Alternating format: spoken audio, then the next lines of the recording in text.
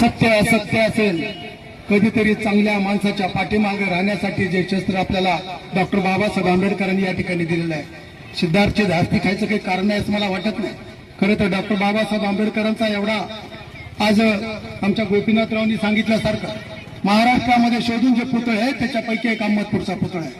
छत्रपती शिवाजीराव महाराजांचा पुतळा फक्त सिद्धार्थमुळे या ठिकाणी उभं टाकलेला मी या ठिकाणी सांगतो. अरे एवढं चांगलं काम करत असताना ठीक आहे, आम्ही पदाने जरी मोठे झालो असलो तर जिथं आम्हाला काही कळत नाही त्यावेळेस आमच्यासारख्यांनी सुद्धा सिद्धार्थने फोन करतो, सिद्धार्थ इथं काय काय काय हे काय काय परिस्थिती आहे. त्यावेळेस आम्हाला सुद्धा सिद्धार्थला काही घुटण्यात दिमाग आहे, त्यांना असं वाटतं की मीच लय मोठा आहे, मला सगळं समजतंय.